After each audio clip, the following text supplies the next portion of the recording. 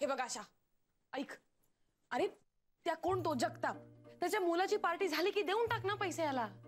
तोच तर प्रॉब्लेम आहे ना मिनल, पार्टी कॅन्सल करावी लागणार आहे. काय? तेच तर, तुम्ही लोक ना सगळं ऐकूनच घेत नाही. काय झालं होतं, जेव्हा जगतापाच्या मुलाची पार्टी घेतली आम्ही, तेव्हा मी आणि विक्की सोबत होतो. पण विक्कीने ऐन वेळ टांग दिली ना. आता तो केशवला जॉईन झालाय, त्यामुळे मी एकटा पडलोय. आणि पार्टी अरेंज करायची म्हणजे किती काय काय काम असतात. ते एकटे दुकट्याचं काम नाहीये ते. मग काम सोडताना कुठं गेली होती अक्कल? स्कॉलर, तू जरा डोक्यावर पडलाय का सध्या तुझा मेंदू स्लो चाललाय? सॉरी, मी काय बोललो? अरे जेव्हा मी हे काम घेतलं तेव्हा मी आणि विक्की एकत्र होतो. आता विक्कीने ऐन वेळ टांग दिली ना. आणि ते जगतापकडनं ऍडव्हान्सचे पैसे घेतले होते ना, ते संपले. काय? तू जगतापकडनं ऍडव्हान्स पण घेतलास? हा मग काय मिनल, बिझनेसचा उसूल येतो. ऍडव्हान्स शिवाय कामाला हातच लावत नाही मी. अरे डोक्यावर तू पडलायस का आशू? तुझं काम करत नाहीये का मेंदू? ते पैसे खर्च कशाला केलेस तू? खर्च केलेले नाहीयेत पैसे, सत्कारणी लावलेत पहिल्यांदाच.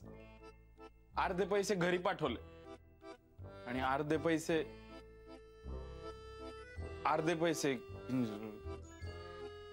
काय? इकडेच बसून बोल. किंजलला प्रॉब्लेम होता. आशा, मारायचं नाही.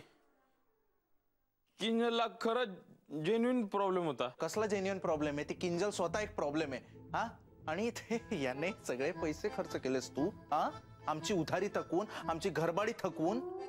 लाज वाटते का रे तुला? हा, अरे आशू, एकदा कोणाला तरी विचारायचं काम सोडायच्या आधी. हा, आशू, दिस इज नॉट फेअर. काय एवढे पैसे खर्च केले त्या किंजलवर? बोला, अजून काही बोलायचं राहिलंय का? मिनल, राहिलंय बोलायचं? थांबला का? बोल ना. तुझं काही राहिलंय का बोलायचं? हा, बोल ना. बोला, सगळे मलाच बोला.